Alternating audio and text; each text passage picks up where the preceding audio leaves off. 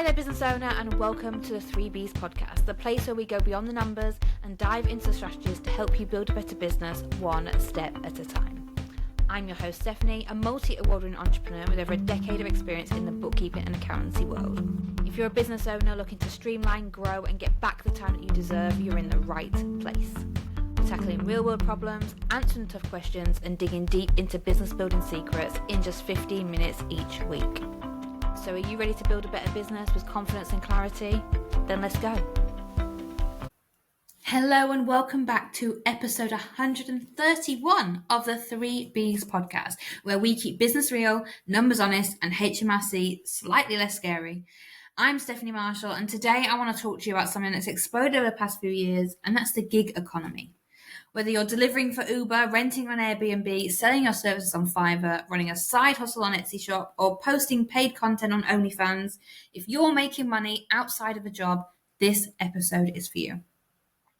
Because while platforms have made it easy for you to earn money, they've not made it easy to understand the tax side of it. And there's been some pretty scary headlines in the news that's not exactly accurate. So let's get into what no one's telling you about earning money in the gig economy, what HMRC expects from you, and how to get ahead of this chaos before January hits. You're probably thinking, what do you mean by the gig economy? No, I don't mean a Louis Tomlinson concert.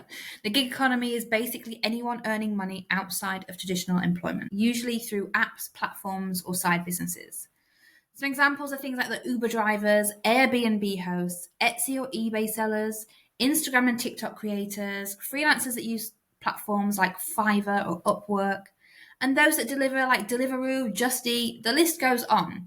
You don't have a boss, you set your hours, but you're still self-employed in the eyes of the HMRC, despite having to uphold the terms and conditions of the platform itself.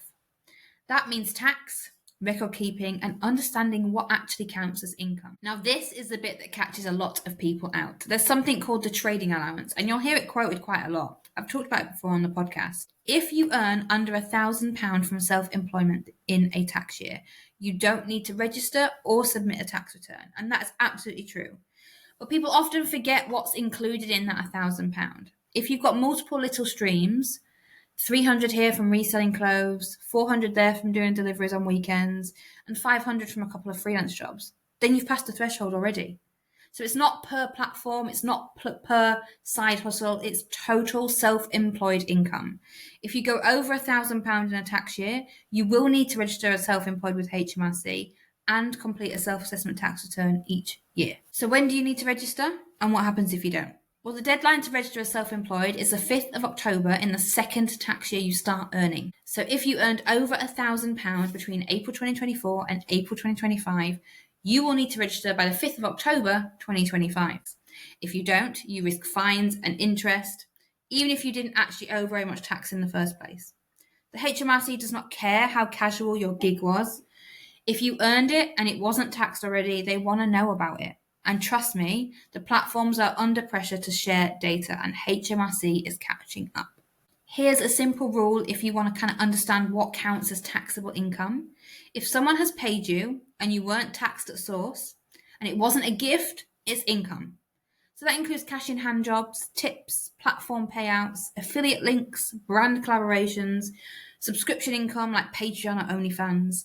Yes, even if it went through PayPal. Yes, even if you only made a few £100s.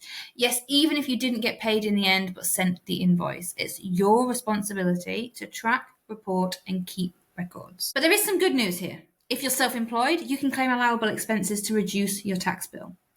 For gig workers, common ones include mileage if you drive for work, a portion of your mobile phone bill, platform fees or commission, equipment or tools you bought solely for work, home office expenses, even if it's just a laptop in a corner of your own room, and subscriptions for things like Canva and all the things that we use to help create content or to help you in your gig.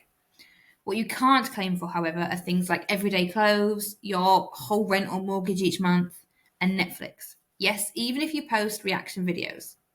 If it's genuinely only for work, keep the receipt and log it. Now, there's some common mistakes that gig workers make all the time, and some of them are quite big. So here's some huge red flags. 1, not saving for tax at all. I've talked about it time and time again. If you're receiving income, from a business or from working, you should be setting aside 20% of it into a savings pot just to cover your tax bill. You might not need it all, but it shouldn't be any more than 20% if you are a sole trader. Forgetting to register in time, because that then leads to interest, charges, fines, and penalties. Mixing business and personal income in the same bank account. If it's gig economy, even if you're just selling on eBay or Etsy, have a separate bank account that all the money goes into. It makes it cleaner and clearer at year end for tax. It will help you if you have an accountant or a bookkeeper, and it will just make life much easier for you. If you need recommendations on bank accounts that are really good for this sort of thing, drop me a DM on Instagram or send us an email. The link is in the show notes, and I will give you some of my recommendations. Ignoring letters from HMRC, those brown envelopes I know fill you with dread, but if you don't open it, it's a bit like, is it Schrodinger's cat? If you don't open it, you don't know it's dead. So go and open those letters from HMRC, because actually then you know what you're dealing with, and then come to someone like us or an accountant or a bookkeeper that can help you understand what that means if it's just jargon to you. Spending all their income without planning ahead is another one. Just because you've got £100 in your bank, that £100 is not yours. I think it's really good to think of it of, okay, I've received £100.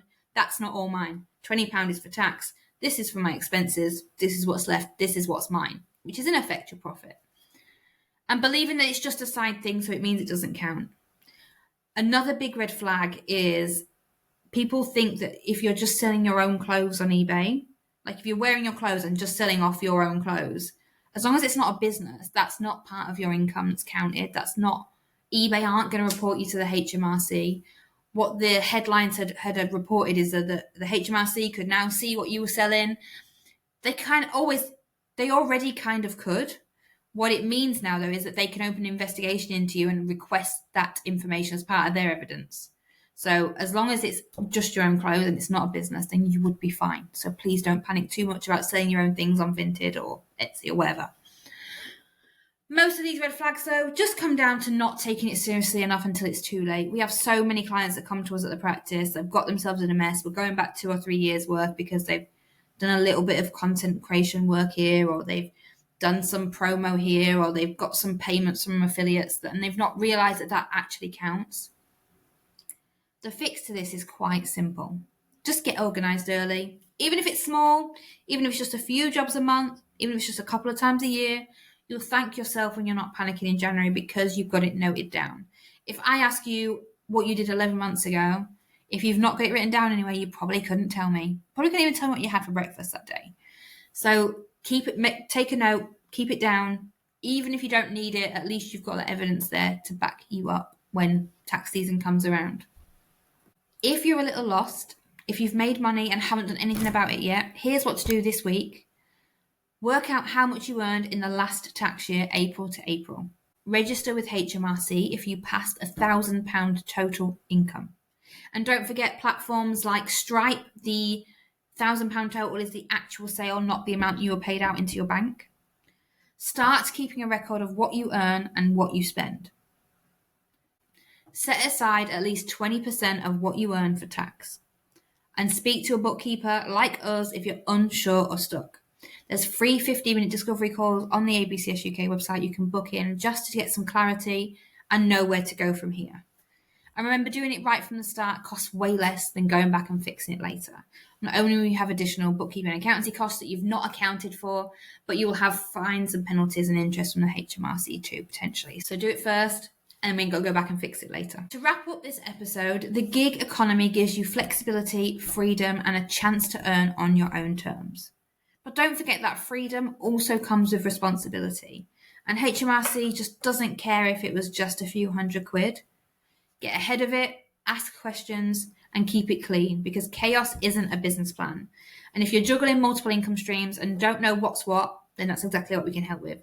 Do go and book that discovery call at abcsuk.com or drop us a DM on social, and we'll chat about how we can support you long-term or short-term one-off.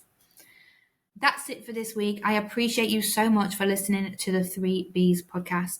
I hope that it is useful for you. And my hope is that if you're listening to this, maybe you're a business owner who doesn't have these gig economy side hustles, but you know someone who does, you can send this episode across to them. We're across Spotify, Apple Podcasts, Amazon Music, Audible, YouTube, The list is endless. If there's a platform that you think we should be on that we're not, do drop me a message and let me know too, so we can get that sent out to more people. I know I need to join TikTok. It's on the list. It's on the never-ending to-do list. I'm not ready to quite add another platform just yet. So if you are a TikTok content creator, TikTok social media manager, do reach out to us in the DMs, do send us an email. Maybe it's time for me to learn to delegate a little bit more, as we said the other episode, and give that to somebody else to deal with. I've been Stephanie. Thank you so much for listening to this episode of the 3Bs podcast, and I'll see you next week for the next one. Bye. And that brings us to the end of another episode of the 3Bs podcast. I hope you found it useful and that you're walking away with some motivation, inspiration, or education to help you build a better business.